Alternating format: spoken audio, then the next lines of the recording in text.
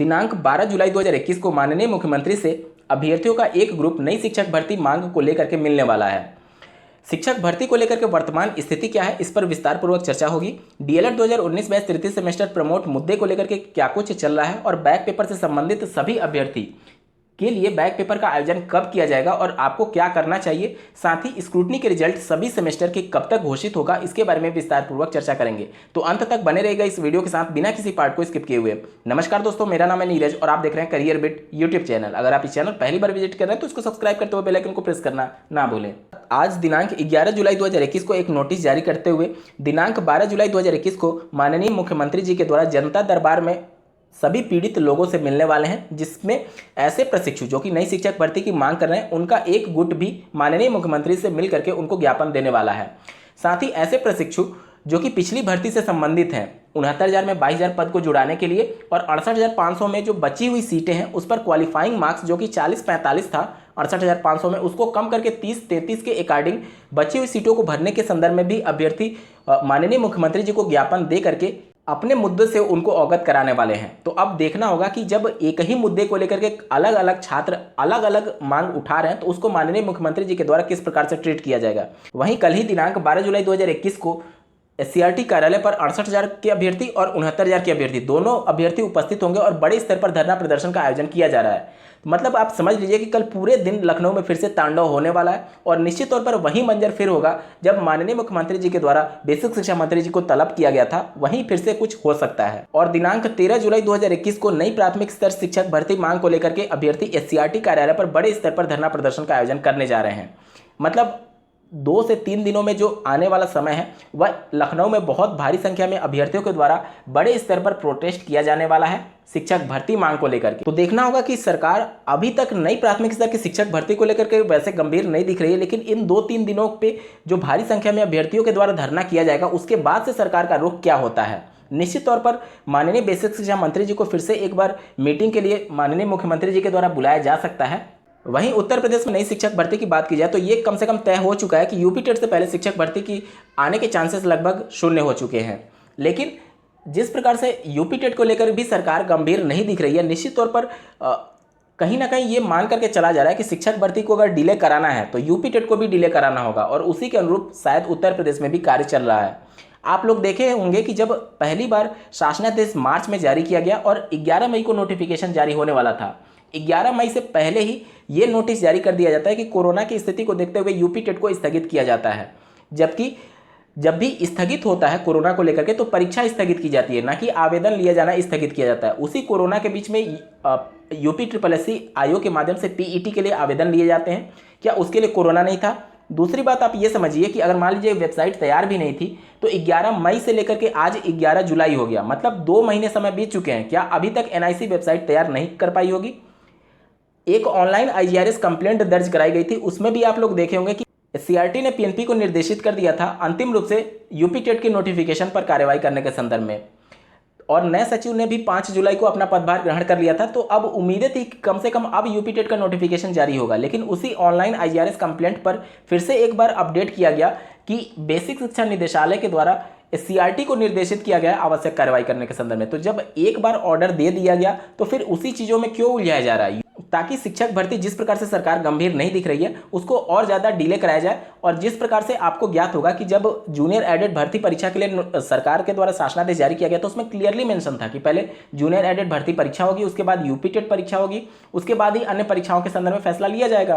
तो अभी तक जूनियर एडेड भर्ती परीक्षा को भी प्रस्तावित नहीं किया गया, ना तो यूपी टेट पर कोई अंतिम फैसला लिया जा रहा है, और शिक्षक भर्ती तो अभी बहुत दूर की खीर दिख रही है। दोस्तों, आप लोग को क्या लगता है कि यूपी टेट को जानबूझ करके डिले कराया जा रहा है? कमेंट करके जरूर बताइएगा। चलिए अब बात कर लेते हैं डीएलएड 2019 बैच तृतीय सेमेस्टर प्रमोट मुद्दे पर। जैसा कि आपको ज्ञात होगा एससीईआरटी कार्यालय पर 2 बार अभ्यर्थी उपस्थित थे। भारी धरना के बाद से वहां पर आश्वासन तो दिया गया, लेकिन आश्वासन पर अभी तक कार्रवाई नहीं हो पाई है। पहले बोला गया कि 3 दिन में जब पीएनपी के सचिव अपना पदभार ग्रहण करेंगे तो नोटिस जारी हो जाएगी। दूसरे बार यह आश्वासन दिया गया कि 1 हफ्ते का समय और लगेगा, लेकिन अभी तक कोई नोटिस जारी नहीं हुआ है, जिसको लेकर के अभ्यर्थी कल दिनांक 12 जुलाई 2021 को पीएनपी कार्यालय पर भारी संख्या में धरना प्रदर्शन करने वाले हैं। क्योंकि नए सचिव के द्वारा भी अभी तक इसके संदर्भ में कोई स्टेटमेंट नहीं दिया जा रहा है, प्रमोट के संदर्भ में होगा या नहीं होगा, एससीईआरटी कह रही है कि पीएनपी नोटिस जारी करेगी, पीएनपी कह रहा है कि सरकार जो आदेश जारी करेगी उस पर हम अमल करेंगे। तो इन सब को देखते हुए आपस में ही एक तरीके से चीज़ें उलझ चुकी हैं और फैसला कब होगा ये भी अभी भविष्य के गर्त में है। तो आप सभी भारी संख्या में वहाँ पर उपस्थित जरूर होइएगा प्रमोट मुद्दे को लेकर के।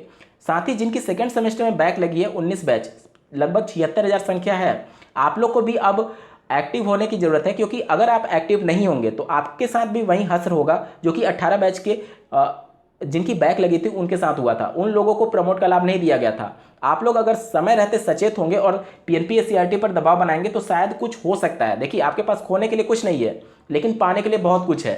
तो अगर आप लोग दबाव बनाएंगे तो अभी कुछ संशोधन हो सकता है, क्योंकि अभी ये भी कंफर्म नहीं है कि आप लोग को प्रमोट के संदर्भ में जो पीएनपी और एससीईआरटी बोल रही है कि हमने प्रस्ताव भेजा है कि आप लोग को इंक्लूड किया गया है या नहीं। अगर नहीं इंक्लूड किया गया तो फिर आप लोग को भी प्रथम सेमेस्टर के सारे पेपर देने होंगे, सेकंड सेमेस्टर में जिसमें बैक लगी होगी वो तो देना ही होगा, और तृतीय सेमेस्टर के भी पेपर देने होंगे, तब जाकर के आप फोर्थ सेमेस्टर की परीक्षा दे पाएंगे। तो इस कंडीशन में आप लोग कम से कम वहाँ पर उपस्थित होंगे, और जब रिप्रेजेंटेटिव पीएनपी सचिव से मिलने जाएंगे तो कम से कम आप अपने मुद्दों को रखेंगे तो सही। कम से कम ये तो क्लियर होगा कि पीएनपी और एससीईआरटी आपके मुद्दों को लेकर के क्या सोच रही है, आपको प्रमोट किया जाएगा या फिर नहीं किया जाएगा। उसी प्रकार से आप अपनी अगली रणनीति पर कार्य कर सकते हैं। लेकिन अचानक से अगर ये पता चले कि आपको प्रमोट नहीं किया जाएगा तृतीय सेमेस्टर में और आपके प्रथम सेमेस्टर के पेपर देने हैं, पता नहीं आप थर्ड सेमेस्टर पढ़ेंगे, फोर्थ सेमेस्टर पढ़ेंगे या फर्स्ट सेमेस्टर पढ़ेंगे, तो ये सभी चीज़ें पहले से क्लियर होनी चाहिए। क्योंकि जिस प्रकार से कॉम्पिटिटिव एग्जाम प्रस्तावित किए जा रहे हैं, हो सकता है कि जल्दी ही आपकी परीक्षा पर भी फैसला लिया जा सकता है। तो इस कंडीशन में आपके पास समय नहीं बचेगा संभालने के लिए कि आप किस सेमेस्टर की परीक्षा दें। तो इस वजह से आप लोग वहाँ पर भारी संख्या में उपस्थित होइएगा।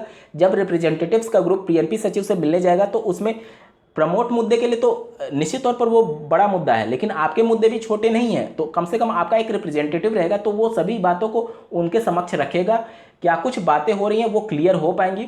और साथ ही साथ ऐसे प्रशिक्षु जो कि पिछले बैच से संबंधित हैं, 18 बैच 17 बैच, इन प्रशिक्षुओं की भी जिम्मेदारी बढ़ गई है। देखिए, 19 बैच का अगस्त में भी शायद चतुर्थ सेमेस्टर का परीक्षा संभव नहीं हो पाएगा, क्योंकि बहुत से डाइट ऐसे हैं, निजी डीएलएड संस्थान ऐसे हैं जो कि अभी तक अपना इंटर्नशिप स्टार्ट नहीं करा पाए हैं। इसको देखते हुए अगर अभी से भी इंटर्नशिप स्टार्ट किया जाता है तो मिड अगस्त का समय हो चुका होगा। उस कंडीशन में अगर परीक्षा डेट आते आते 15-20 दिन का समय और लग गया तो अगस्त में तो किसी भी हाल में संभव ही नहीं है परीक्षा करा पाना। तो फिर बैच प्रशिक्षु जो कि पहले बैच से संबंधित हैं वो इन अभ्यर्थियों का वेट क्यों करें। आप लोग के लिए अलग से परीक्षा डेट की घोषणा की जा सकती है, लेकिन चूंकि आप लोग अपना संख्या बल नहीं दिखा पा रहे हैं जो कि हजारों की संख्या में है, और अगर ऐसे ही बैठे रहेंगे तो आपका भविष्य पीएनपी ऐसे ही बर्बाद करती रहेगी। तो आप लोग की भी जिम्मेदारी बढ़ गई है कि कल भारी संख्या में वहां पर उपस्थित होइएगा। देखिए, आपके पास इससे सुनहरा मौका नहीं हो सकता है, क्योंकि जिस प्रकार से कल भारी संख्या में वहां पर अभ्यर्थी उपस्थित होंगे, आपके भी मुद्दे को गंभीरता से लिया जा सकता है। लेकिन जरूरत है कि आपका एक रिप्रेजेंटेटिव जब सचिव से मुलाकात करने के लिए जाएगा, जैसे 4-5 लोगों को बुलाया जाता है, तो कम से कम उसमें प्रमोट मुद्दे के लिए 2 बंदे रह जाए। एक बंदा सेकंड सेमेस्टर जिनकी बैक लगी है उनके मुद्दे के लिए रहे, और एक बंदा जो पहले के बैच के अभ्यर्थी हैं जो कि बैक पेपर का इंतजार कर रहे हैं उनसे संबंधित एक बंदा रहे। तो इस प्रकार से सभी मुद्दे को उतना गंभीरता से लिया जाएगा। अन्यथा नहीं तो होता क्या है, देखिए, जब भी रिप्रेजेंटेटिव्स को बुलाया जाता है तो चूंकि उनसे जुड़ा हुआ जो मुद्दा होता है वो उस पर तो अच्छे से तर्क वितर्क कर लेते हैं, लेकिन चूंकि उनसे जुड़ा हुआ जो मुद्दा नहीं होता है वो उस पर उतना कंसीडर नहीं कर पाते हैं या फिर उतने अच्छे से तर्क नहीं कर पाते हैं, जिससे चीज़ें कन्फ्यूजन में रहती हैं और सभी चीज़ें बिगड़ जाती हैं। बैक पेपर से संबंधित अभ्यर्थियों की मैं बात कर रहा हूं। तो अगर आप लोग के मुद्दे से आपसे बेहतर कोई बंदा नहीं जान सकता है तो कम से कम आपका एक रिप्रेजेंटेटिव जब वहां पर मीटिंग हो रही होगी तो वहां पर उपस्थित होना जरूरी है, ताकि आपके मुद्दे को अच्छे से पीएनपी को समझा पाए और आपके मुद्दे पर सटीक कोई जानकारी निकल सके। परीक्षा कब होगी, क्या फैसला है, पीएनपी क्या कुछ रणनीति बना रही है बैक पेपर परीक्षा के संदर्भ में, तो ये सभी चीजें तभी क्लियर हो पाएंगी जब आप में से कोई एक बंदा वहां पर रिप्रेजेंट करने के लिए उपस्थित होगा। ये तो बात हो गई कल के धरने की। और अगर बात की जाए स्क्रूटनी के रिजल्ट के संदर्भ में, तो पीएनपी के द्वारा ये अवगत कराया जा रहा है कि अभी तक आपकी कॉपियों का मूल्यांकन पूरी तरीके से समाप्त नहीं हुआ है, और जो सोशल मीडिया साइट्स पर बातें निकल करके आ रही हैं कि नंबर की फीडिंग प्रारंभ हो गई है, उसमें अभी पूरी तरीके से आप विश्वास नहीं कर सकते, क्योंकि वह एक अफवाह मात्र है। पीएनपी अभी भी यही कह रही है कि अभी कॉपियों का मूल्यांकन चल रहा है, जो कि बहुत जल्द समाप्त कर लिया जाएगा, और 15 से 20 दिन का समय और मांगा है पीएनपी ने आपके रिजल्ट की घोषणा करने के संदर्भ में। सेकंड सेमेस्टर के साथ ही फरवरी में जिन्होंने प्रथम सेमेस्टर से सभी सेमेस्टर के लिए आवेदन किया था स्क्रूटनी के लिए, सभी के रिजल्ट की घोषणा पीएनपी एक ही साथ करेगी, और 15 दिन का समय और मांग रही है पीएनपी। ठीक है, इसके साथ ही अभी जो आवेदन लिए जा रहे हैं चतुर्थ सेमेस्टर 18 बैच और उसके पहले के बैचेज के अभ्यर्थी जो कि नॉन प्रमोटेड थे 18 बैच में, और उनके द्वारा आवेदन करने की अंतिम तिथि 15 जुलाई है। देखिए ये एक लेंदी प्रोसेस होता है। आवेदन की अंतिम तिथि से हफ्ते 10 दिन बाद पीएनपी सभी जो डाइट होते हैं उनको ऑफिशियल नोटिस जारी करती है, जो भी आवेदन अभ्यर्थी के द्वारा किए गए हैं उनके कापियां अलग निकाल करके बंडल करने के लिए। उसके बाद से हफ्ते 10 दिन का और समय लगता है उन कापियों को पीएनपी लाने में। उसके बाद से पीएनपी टीचर्स को लगा करके उस कापियों की फिर से रिकाउंटिंग कराती है, मूल्यांकन कराती है। फिर उसके बाद से नंबर की फीडिंग होती है, तब जाकर के रिजल्ट की घोषणा होती है। तो अगर आपका सवाल अभी जो आवेदन लिए जा रहे हैं उसके रिजल्ट से जुड़ा हुआ है, तो अभी आपको कम से कम 2 से ढाई महीने का और वक्त लगने वाला है स्क्रूटनी के रिजल्ट चतुर्थ सेमेस्टर की घोषणा होने के संदर्भ में। जो अभी आवेदन लिए जा रहे हैं मैं उसकी बात कर रहा हूँ, और जो फरवरी में आवेदन लिए गए थे उनके रिजल्ट के संदर्भ में पीएनपी ये कह रही है कि 15 दिन में हर हाल में उनके स्क्रूटनी के रिजल्ट की घोषणा कर दी जाएगी। आज के वीडियो में बस इतना ही। ऐसे ही महत्वपूर्ण अपडेट्स के लिए इस चैनल को सब्सक्राइब करना ना भूलें। इस वीडियो को देखने के लिए आपका बहुत बहुत धन्यवाद। भगवान करे आपका दिन शुभ हो।